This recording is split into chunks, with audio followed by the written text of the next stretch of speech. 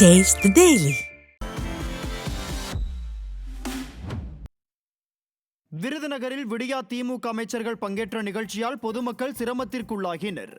தமிழ்நாடு அரசு போக்குவரத்து கழகம் சார்பில் விருதுநகர் போக்குவரத்து மண்டலத்தில் புதிதாக வாங்கப்பட்ட 30 பேருந்துகளின் இயக்கம் தொடங்கி வைக்கப்பட்டது.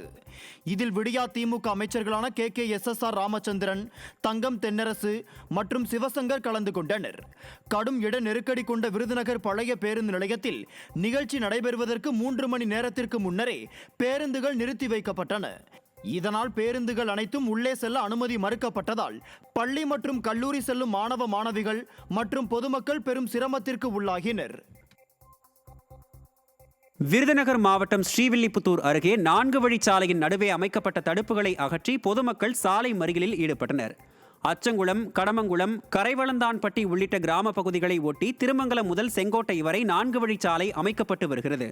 இந்த நிலையில் சாலையின் நடுவே தடுப்புச் சுவர் அமைப்பதால் 18 கிராம மக்கள் 5 கிலோமீட்டர் தூரம் சுற்றிச் செல்ல வேண்டிய நிலை ஏற்படுவதால் தடுப்புச் சுவர்கள் அமைக்க மக்கள் எதிர்ப்பு தெரிவித்தனர். சிமெண்ட் தடுப்பை அகற்றி அவர்கள் சாலை மறியலில் ஈடுபட்டனர்.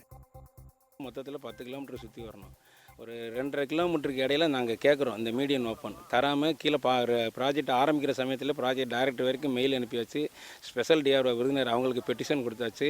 இங்கே கான்ட்ராக்ட் இன்சார்ஜாக இருக்கவங்ககிட்டலாம் சொல்லியாச்சு.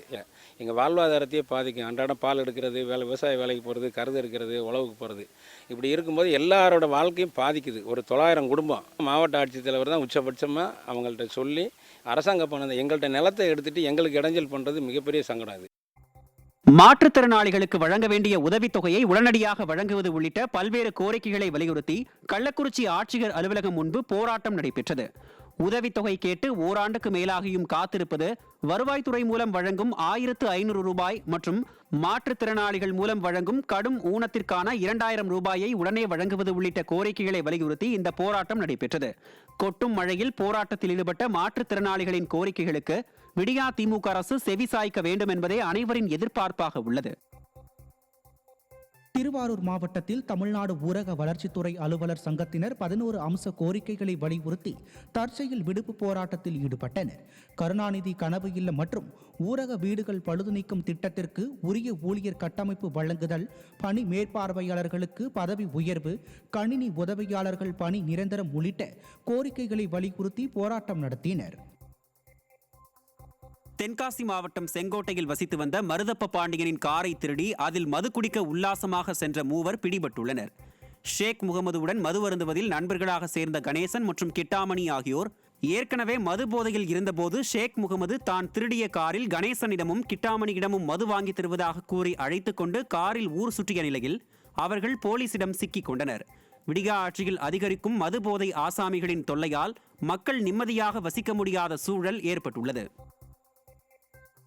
காஞ்சிபுரம் மாவட்டம் ஸ்ரீபெரும்புதூர் அருகே உள்ள அரசு தொடக்கப்பள்ளி ஒன்றில் வகுப்பறைகளின் மேற்கூரை பெயர்ந்து மழைநீர் கசிவு ஏற்பட்டு வருவதாக மாணவர்கள் கவலை தெரிவிக்கின்றனர்.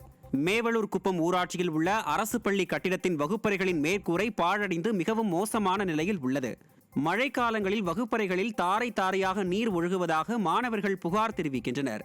இதுகுறித்து மாவட்ட நிர்வாகத்திடம் பலமுறை புகார் அளித்தும் எந்த நடவடிக்கையும் எடுக்கவில்லை என பெற்றோர்கள் வேதனை தெரிவிக்கின்றனர். பாழடைந்து காணப்படும் அரசு பள்ளி கட்டிடங்களை விடியா அரசு எப்போது சீர்படுத்தும் என கண்ணீருடன் பெற்றோர்கள் கேள்வி எழுப்பியுள்ளனர்.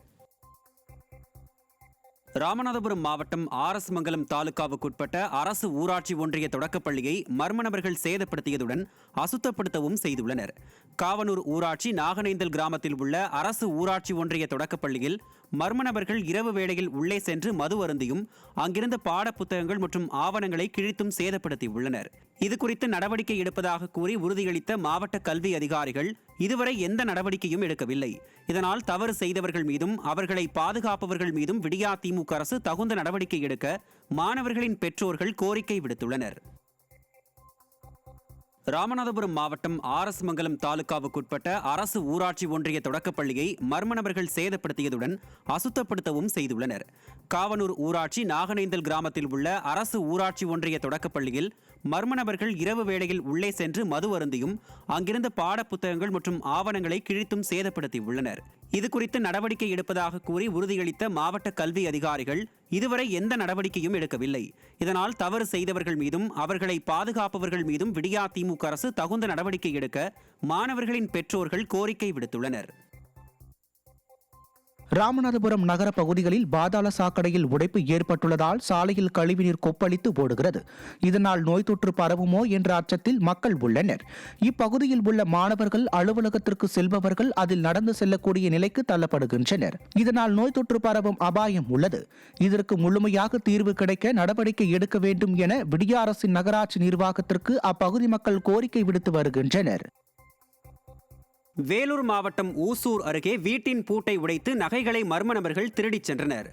பூதூர் கிராமத்தைச் சேர்ந்த ராமராஜ் என்பவர் ஆடி விருந்துக்காக மனைவியுடன் மாமியார் வீட்டிற்கு சென்றுள்ளார். திரும்பி வந்து பார்த்தபோது வீட்டின் பூட்டு உடைக்கப்பட்டிருப்பதைக் கண்டு அதிர்ச்சியடைந்தார். உள்ளே சென்று பார்த்தபோது பீரோவும் உடைக்கப்பட்டு 10.5 சவரன் நகையும் 250 கிராம் வெள்ளி பொருட்களும் திருடு போனது தெரிய வந்தது. விடியா ஆட்சியில் வீட்டை பூட்டிவிட்டு நிம்மதியாக வெளியே சென்று வர முடியவில்லை என பொதுமக்கள் குற்றம் சாட்டியுள்ளனர். திருப்பத்தூர் மாவட்டம் ஆம்பூரில் கட்டிடப் பணியில் ஈடுபட்டிருந்த போது கான்கிரீட் இடிந்து விழுந்து கூலி தொழிலாளி உயிரிழந்தார். ஆம்பூர் மாங்காத்தோப்பு பகுதியில் பிரவீன் என்பவருக்கு சொந்தமான வீட்டில் 2வது தளம் அமைக்கும் பணிகள் நடைபெற்ற போது கூலி தொழிலாளி ஜோதி பிரசாந்த் மீது மேற்கூரை கான்கிரீட் இடிந்து விழுந்தது. இதில் தலையில் பலத்த காயமடைந்து மருத்துவமனை கொண்டு செல்லும் வழியில் அவர் உயிரிழந்தார். துளசிராமன் என்பவர் படுகாயமடைந்து ஆம்பூர் அரசு மருத்துவமனையில் அனுமதிக்கப்பட்டுள்ளார்.